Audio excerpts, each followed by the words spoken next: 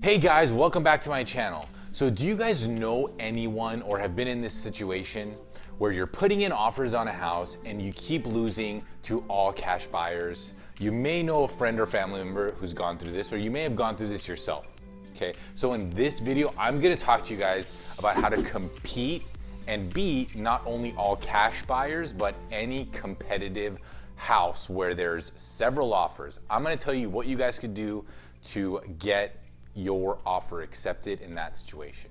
And if you guys haven't already done so, please subscribe and like this video if you find it helpful. So I know it can be a real kick in your ass when you're putting in offers, you find a house you like, you've gotten pre-approved, you've gone through all of these steps, now you're excited, you find a house you love, you put in an offer only to find out there's 4 offers, 2 of them are all cash, and you lost out on that house, okay? So it can really be discouraging, but do not worry because there are things you can do to help your chances of getting your offer accepted. So I have personally had situations where I've represented buyers who are putting 10% down and getting a loan, and we have beaten all cash buyers. So I'm gonna talk to you about some of the things we did that's worked for me and my clients in the past. So one of the things to understand is when you're going up against someone who is putting in all cash, you can bet that they're probably looking for a little bit of a discount, okay? So if a house is listed for $600,000, you bet your ass they're gonna put their offer in for like $580 or $590 because they're all cash. They have ability to close, so because they're in that situation, they're gonna want some kind of a discount. All right, so the first thing you wanna do right off the bat when you put in your offer and you know it's a competitive situation, whether it's all cash or just competitive in general, where there's gonna be several offers, go in with a very strong price. So offer at asking or even go a little bit above to catch the attention of the sellers, because at the end of the day, if a property is listed at 600, the all cash person's coming in at 580 or 590 and you come in at 600 or 605, that's an extra $15,000, $20,000 to the seller. And that makes a difference. At the end of the day, the sellers want to maximize on their profit. So they're gonna consider the higher offer, okay? So go in, if you know it's competitive, don't mess around. Go in at asking or above if you want a chance to get that house. And remember, even if you offer 605 and your offer gets accepted, you're gonna have room to negotiate once you're in escrow, right? So you're gonna do an inspection and you're gonna find stuff wrong with the house. I mean, there's no house that's perfect. There's always gonna be something wrong with it. So just keep in mind that even though you offered 605 to start, your goal is to get your offer accepted. After your offer is accepted, you can always negotiate that price. After the inspection, after you do an appraisal, or whatever the case, you can negotiate any time throughout the escrow process. So don't worry. The first goal is to get your offer accepted. Then you can push back on the negotiations after you do your inspections.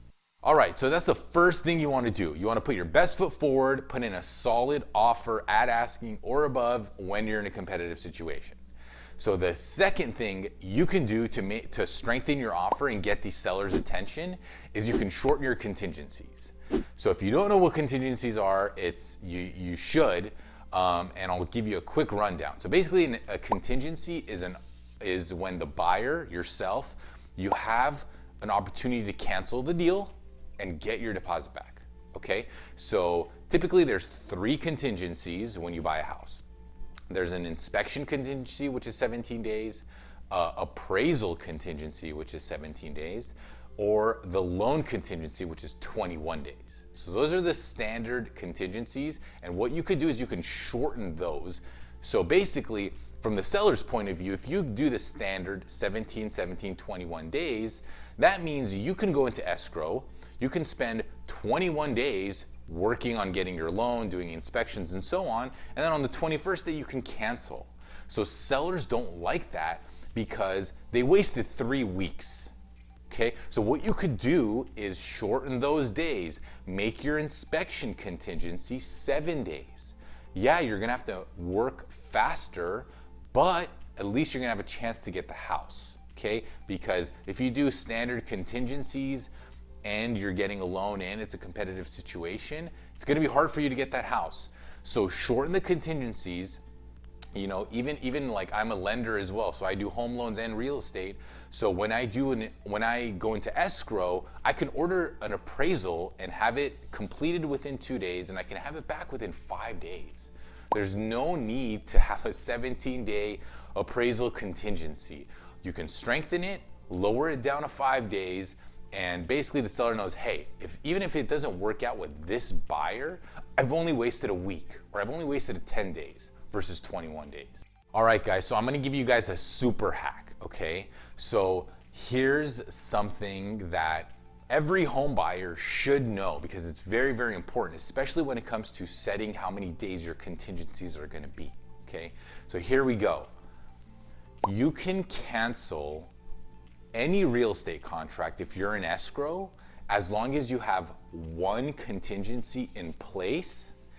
You can cancel for any reason at all.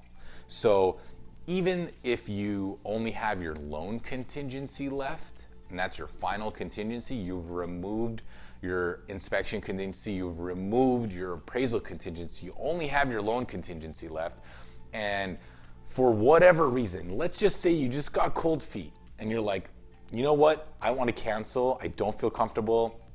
On second thought, the neighborhood's not that great, or whatever the case may be, as long as you have one contingency, even if it's the loan contingency, all you legally have to do, I'm not a lawyer, but I've gone through many contracts classes and sat with lawyers about this topic. If you just, in writing, exercise your loan contingency, it's all you have to do. You don't have to give a reason beyond why you're canceling, okay? Say, I'm exercising my loan contingency and I want to cancel the deal.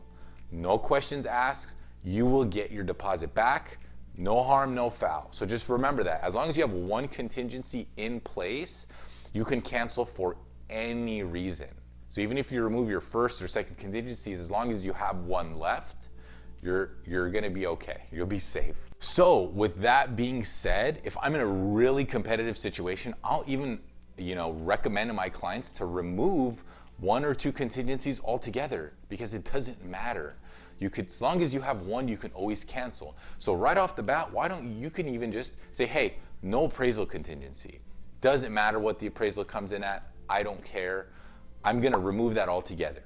I'm gonna make my inspection contingency 7 days, I'm gonna make my loan contingency 14 days, and I'm gonna remove the appraisal contingency altogether. So that's gonna strengthen your offer like crazy, because the sellers are gonna be like, oh wow, they don't even care what the appraisal contingency comes in at. They want 7 days for the inspection, that's cool, 14 for the loan, that's cool. So that really can strengthen your offer, and that's something I will recommend, because at the end of the day, like I said, it doesn't matter.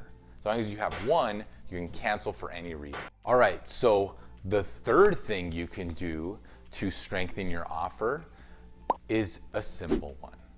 Write a nice, compelling letter to the sellers, okay? Talk about your family. Talk about specific things in the house that you love and how you plan on raising your family and creating memories in that house. That has made the difference for me and my clients in the past. I've had situations, like competitive situations like I was talking about, where we were going up against all cash buyers, and guess what? Those cash buyers were investors. Their plan was to buy the house, gut it, remodel it, and sell it. My clients were a young married couple who weren't planning on doing that. They wanted to create memories there. They wanted to maybe one day have dogs and kids running around. And a lot of people, have lived in their houses for 5, 10, 20 years. And that's what they did. They bought the house and they built these memories. And, it's a hard thing to sell a house of 20 years, but they'll really resonate with your letter if you're a young family and you're going up against these developers who are just planning on, tearing down the house. A compelling letter with a picture of you your spouse, kids, dogs, and talking about why you love the house and how you plan on, creating memories there. It can make a difference. It can make a huge difference, and it's worked for me, and it could work for you, because that's gonna tug at their heartstrings, and they're gonna, want to go with your offer, because they're gonna be like, hey, we were in that situation. We were that young couple once, and why not offer our house to someone like that versus someone who's just gonna tear it down, remodel, sell for a profit. All right, so the fourth and final tip I want to share with you guys is if a house comes on the market and you love it, don't hesitate. Put in an offer right away. So if you're the first one to have your offer in, you have shortened your contingencies, you've gone at asking or a little bit above, you have a compelling letter, all of these things together can really help your chances to have your offer be chosen and you guys win and get the house. So it's really makes a huge difference. So if you're the first one in, you came in with the right price, you came in with short contingencies, and you guys are a lovable, cute family with a picture and a nice letter, I promise you, you will have a chance. You will definitely have a chance to get that house. So that's it, guys. That wraps it up for this video on how to beat and compete with and beat all cash buyers, or just winning your offer, winning in a competitive situation. If there's any questions or comments, please leave them below. If you want to know more about how contingencies work or anything like that I talked about, please leave a comment. Happy to answer them. And if you haven't already, download my book for first-time home buyers. I created a roadmap that shows all the 6 steps of the home buying process and 38 hacks that you can utilize in each part of the process to make sure you have a successful first-time home buying experience. So thanks again, guys. Subscribe, like the videos, and I'll see you guys next time.